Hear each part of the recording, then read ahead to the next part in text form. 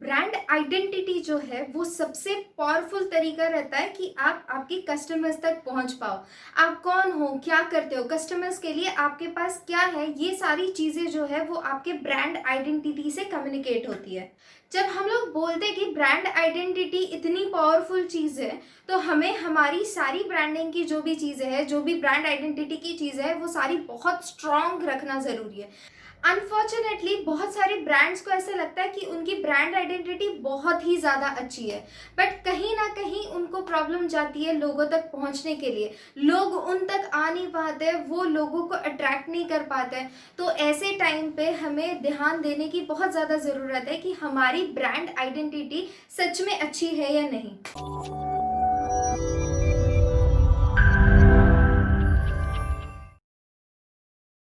Hello entrepreneurs, this is Amrita, founder and CEO Transfi private limited. आज हम लोग बात करने वाले हैं कुछ साइंस के बारे में जो इंडिकेट करते हैं कि आपको आपके ब्रांड आइडेंटिटी पे अभी वर्क करना है। पहली साइन है, योर लोगो इजंट फ्लेक्सिबल। मैंने पिछली वीडियो में भी ये चीज़ बोली थी कि आपका जो लोगो है वो बहुत ज़्यादा फ्लेक्सिबल होना चाहिए ताकि वो कहीं भी फिट हो सके। कभी कभी होता है कि आपकी कंपनी का पूरा नाम लिख देते हो तो वो पूरा नाम कहीं फिट नहीं हो पाता, जैसे कभी वेबसाइट के फेविकॉन पे फिट नहीं हो पाता, या कभी आपके विजिटिंग कार्ड्स पे फिट नहीं हो पाता, आपके बैनर्स पे फिट नहीं हो पाता, और वो बहुत ज़्यादा अनयूजुअल दिखने लगता है। तो ऐसे लोगोज जो बहुत ज़्यादा बल्कि है या उसमें बहुत ज़्यादा डिटेलिंग की हुई है, और ऐसे लोगोज जो आपको रिप्रेजेंट नहीं करते हैं, ऐसे लोगोज अगर आपके अभी है तो आपको उस पर अभी के अभी रिवर्क करना चाहिए। Because logo is the very important identity. Logo एक होता है वो आपको रिप्रेजेंट करता है। अगर आपका लोगो ठीक नहीं है तो आप जो भी चीज़ें कर रहे हैं आपके ऑडियंस के लिए वो कभी उन तक पहुंच नहीं पाएंगी। पॉइंट नंबर 2 है, design matters more than brand experience.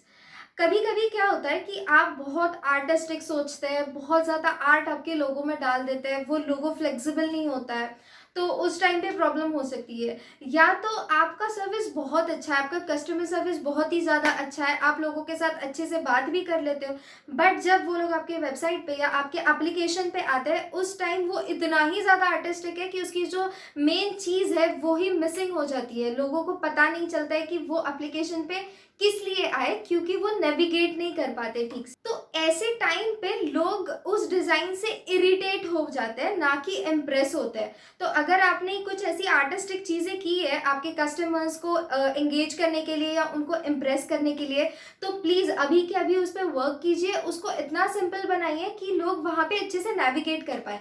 Example मैं हमारे एप्लीकेशन का ट्रांसोफाई का देती हूँ। अगर ट्रांसोफाई एप्लीकेशन आप डाउनलोड करके कभी चेक करेंगे तो उसमें इतनी ज़्यादा सिंपल चीज़ें हैं कि कोई भी बंदा उसको ऑपरेट कर सकता है। कोई भी बंदा वहाँ से बहुत सारा फ़ायदा ले सकता है, उसका बजट मेंटेन कर सकता है। पॉइंट नंबर 3 है, your brand messaging isn't working. मतलब कि आपका ब्रांड जो भी एडवर्टाइज कर रहा है, जो भी आप वीडियोस बना रहे हो, जो भी आप क्रिएटिव्स बना रहे हो, जो भी चीज़ें कर रहे हो, वो सारी सही नहीं है या कुछ प्रॉपरली डिलीवर नहीं कर रही है। इसका बेस्ट एग्जांपल मैं देना चाहूँगी। रिसेंटली व्हाट्सएप ने कुछ वीडियोस आउट करे हुए हैं, अगर आप सोशल मीडिया पे देख रहे हो तो उनका वीडियो जो है वो डायरेक्ट मैसेज भेज रहा है कि व्हाट्सएप क्यों इम्पॉर्टेंट है सबकी लाइफ में। भले वो मतलब बच्चे हो, क्योंकि आजकल बच्चों का बहुत सारा स्टडी मटेरियल व्हाट्सएप पे आता है। व्हाट्सएप एक कम्युनिकेशन मीडियम हो गया है।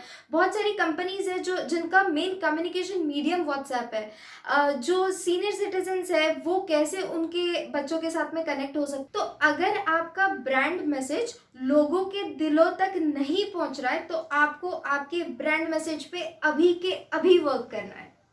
हमारा फोर्थ पॉइंट है, your brand identity is it consistent. आपकी जो ब्रांड आइडेंटिटी है वो सारी जगह पे कंसिस्टेंट नहीं है।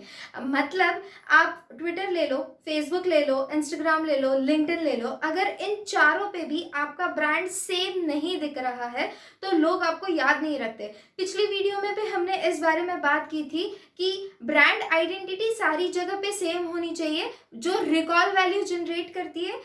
इस वजह से लोगों को आपको याद रखने में, आपको रिकॉल करने में बहुत ज़्यादा आसानी होती है। तो आप अभी के अभी आपके सारे मीडियम्स पे जाइए, आपके वेबसाइट पे, आपके सोशल मीडिया पेजेस पे, या आपके बाकी एक्सटर्नल कम्युनिकेशंस जो भी आप कर रहे हो, वहाँ पे जाके आप चेक कीजिए कि आपकी सारी चीज़ें सेम दिखनी चाहिए। अगर ये सेम नहीं दिख रही है तो रिकॉल वैल्यू नहीं होगी, लोग आपको याद नहीं रखेंगे। अगर यहाँ पे कहीं भी डिफरेंस है, अगर कुछ सेम नहीं दिख रहा है, तो आपको आपके ब्रांड आइडेंटिटी कंसिस्टेंट दिखने पे वर्क करना है। पॉइंट नंबर 5 है योर पैकेजिंग इज आउटडेटेड। अब कुछ जो कंपनीज है, आईटी कंपनीज है जो ऑनलाइन वर्क करती है, तो प्रोबेबली उनके लिए पैकेजिंग वाला पार्ट नहीं आता है। बट कुछ कंपनीज है जो अपनी चीजें डिलीवर करती है, जैसे अमेजोन हो गया, फ्लिपकार्ट हो गया, जैसे अमेजोन हो गया, फ्लिपकार्ट हो गया। पिछले वीडियो में हमने बात की थी फार्मीजी के बारे में, फार्मीजी हो गया। तो वहाँ पे उनकी जो पैकेजिंग स्टाइल है वो भी बहुत ज़्यादा मॉडर्न होनी चाहिए। मतलब आप अगर कोई प्रोडक्ट डिलीवर करने वाले हैं तो आपकी पैकेजिंग स्टाइल भी मॉडर्न होनी चाहिए। अगर आप कोई पुरानी पैकेजिंग स्टाइल कर रहे हो ना, तो वो देखते ही लोगों का मूड ऑफ हो जाता है, यार ये क्या आ गया, अरे यार ये क्या आ गया। इस एक्सप्रेशन से बेटर एक्सप्रेशन हो गया कि वाओ ये पैकेज इतना अच्छा है तो इसके अंदर कितनी अच्छी चीज़ होगी। सो आपको आपका पैकेजिंग स्टाइल भी इम्प्रोवाइज करने की ज़रूरत है। अगर आपको यहाँ पे कहीं भी लग रहा है कि आपकी पैकेजिंग स्टाइल कुछ पुरानी है या शायद लोग उसको पसंद नहीं कर रहे हैं, तो आप अभी उस पर रिवर्क कीजिए। हमारा 6th पॉइंट है your brand identity looks like your competition.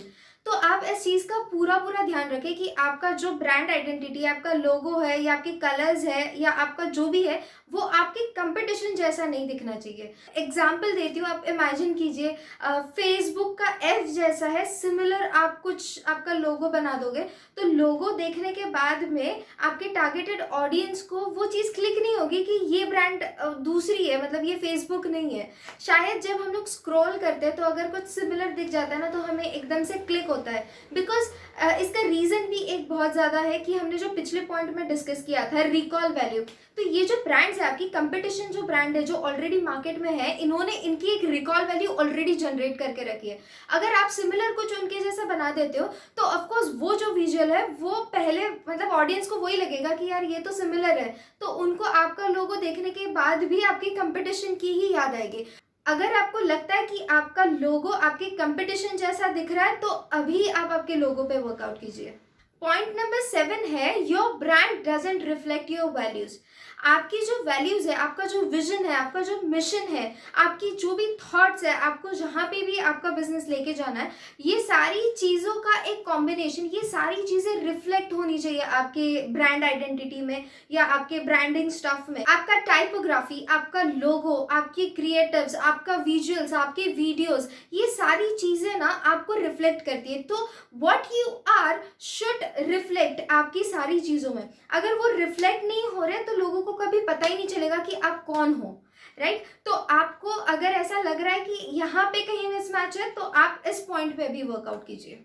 Point number 8 है you follow multiple design trends. कुछ ब्रांड्स जो होते हैं ना, वो नई चीज़ों को अडॉप्ट करने के लिए बहुत ज़्यादा ईगर होता है। अच्छा ये चीज़ नहीं आई, इसको हम लोग ट्राई करेंगे, वो चीज़ नहीं आई, उसको हम लोग ट्राई करेंगे। बट ध्यान रखिए कि आपको हर चीज़ को ट्राई नहीं करना है, आपको डिसाइड करना है। आपके वैल्यूज, आपके विजन, आपका मिशन, इस चीज़ पर डिसाइड करना है कि आपके विजुअल्स कैसे होंगे। अगर आप फ्लैट डिजाइंस करते हैं पहले से, तो फ्लैट डिजाइंस को फॉलो कीजिए। अगर आप कुछ 3D डिजाइंस को फॉलो कर रहे हैं तो उसी को फॉलो कीजिए। अगर आप 2D फॉलो कर रहे हो उसी को फॉलो कीजिए। अगर आपका कुछ एक सीरीज ऑफ क्रिएटिव्स है तो उसी को फॉलो कीजिए। ये ना हो कि आपका पहला क्रिएटिव आपने 3D पैटर्न में बनाया, फिर दूसरा क्रिएटिव आपने 2D में बनाया, एक कोई तो आपका क्रिएटिव बहुत ही ज़्यादा फ्लैट है, एक क्रिएटिव बहुत ही ज़्यादा मिनिमलिस्टिक है, एक क्रिएटिव है जिसमें दुनिया भर की चीज़ें आपने डाली हुई है। तो ये गलती कभी मत करना। आपका जो भी ट्रेंड है या आप जो भी यूज़ कर रहे हैं उसी को कंटिन्यू करना। पॉइंट नंबर 9 है फ्लेक्सिबिलिटी एंड एक्सपांडिंग।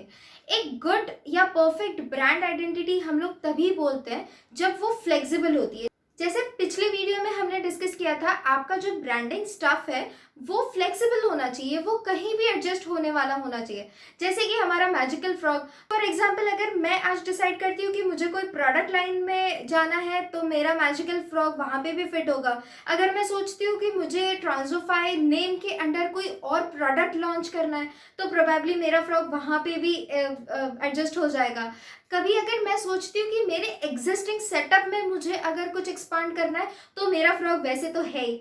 तो बेसिकली एक गुड ब्रांड आइडेंटिटी वो होती है जो फ्लेक्सिबल होती है। चाहे आप एक कंप्लीटली न्यू ट्रेंड लॉन्च करें या चाहे आप एक न्यू प्रोडक्ट लाइन को लॉन्च करें या आपका एक कंप्लीटली डिफरेंट टारगेट ऑडियंस हो, बट फिर भी आपका जो ब्रांडिंग का मटेरियल है, आपका जो ब्रांड आइडेंटिटी है वो फ्लेक्सिबल होना चाहिए। अगर ये नहीं है तो आपको इस पे रिवर्क करना अभी इंपॉर्टेंट है। Finally we are on point number 10। तो पॉइंट नंबर 10 है you don't have your brand style guide. आपको आपका ब्रांड स्टाइल गाइड होना बहुत ज़्यादा इंपॉर्टेंट है। अगर आप कम लोग हो, मतलब 5-6 लोग हो, तो उनमें आप कम्युनिकेट कर सकते हो, बट प्रोबेबली अगर आपके पास 10 या 15, 20, 50 अगर डिजाइनर्स बैठे हैं तो उनको आप कैसे कम्युनिकेट करोगे, या कोई आपकी ऑर्गेनाइजेशन में नया बंदा आ रहा है तो उसको कम्युनिकेट कैसे करोगे। तो ये एक बात हो गई। दूसरी चीज, अगर आपका ब्रांड स्टाइल गाइड नहीं है, अगर आप हर जगह पे अलग अलग चीजें यूज कर रहे हो, तो आपकी रिकॉल वैल्यू जनरेट नहीं होगी, लोग आपको जानेंगे नहीं, और आप एग्जैक्टली कैसे दिखते हो या आप एग्जैक्टली आपको रिप्रेजेंट कैसे करते हो ये लोगों को कभी पता ही नहीं चलेगा। तो आपको ये आपका एक गाइड बनाना इंपॉर्टेंट है कि आपका टाइपोग्राफी कैसा है, आपके इलिस्ट्रेशंस कैसे होने वाले हैं, या आपके इमेजेस कैसे होंगे, आपकी फ्रीक्वेंसी कैसी होगी, आपकी विजुअल्स कैसे होंगे, आपका डेटा, मतलब जो भी आप चीज़ें दिखाने वाले हो वो कैसे दिखेगी। तो ये सारी चीज़ों को आपको अभी प्लान करना है, इसका एक गाइड बनाना है और वो गाइड बना के सबको उसको फॉलो करना है। तो अभी इस वीडियो में डिस्कस किए गए जो हमारे 10 पॉइंट्स है, उसमें से अगर 1 या 2 पॉइंट्स है जहाँ पे आपको लगता है कि आपको काम करना ज़रूरी है, तो आप बस उतना ही कीजिए। अगर 6 या 7 से ज़्यादा पॉइंट्स है जो आपको लगता है कि आप कहीं गलत जा रहे हो, तो आपको अभी सोचना चाहिए, आपको अभी डिसीजन लेना चाहिए कि आपको रीब्रांडिंग करना है। रीब्रांडिंग करना कुछ आसान नहीं होता, उसके लिए आपको बहुत एफर्ट्स चाहिए, आपका विजन वैसा चाहिए, और ऑफ कोर्स आपको वो अंदर से फीलिंग चाहिए कि अभी मुझे रीब्रांड करना ज़रूरी है। अगर अभी नहीं तो कभी नहीं। अगर अभी तक आपने चैनल को सब्सक्राइब नहीं किया है तो प्लीज़ सब्सक्राइब कर दीजिए, वीडियो को लाइक और शेयर ज़रूर करना। अगर आपको आपके बिजनेस में कोई भी हेल्प चाहिए तो यहाँ दिए गए नंबर पे आप कभी भी कॉल कर सकते हैं या ईमेल पे आप मेल भेज सकते हैं। हमारी टीम आपको 100% सपोर्ट करेगी आपके हर एक काम में। अगर ब्रांडिंग के रिलेटेड आपको कोई भी सवाल है या आपको कोई और टॉपिक के बारे में डिटेल में जानना है तो प्लीज़ नीचे कमेंट कर दीजिए। जैसे मैंने पहले वीडियो में आपको बोला था कि ब्रांडिंग एक बहुत बड़ा टॉपिक है, तो एक वीडियो में कवर नहीं हो सकता, तो मैं और भी वीडियोस लाऊंगी जहाँ पे हम लोग और सारे टॉपिक्स को क्लियर करेंगे। तब तक के लिए keep learning, keep developing. Bye bye.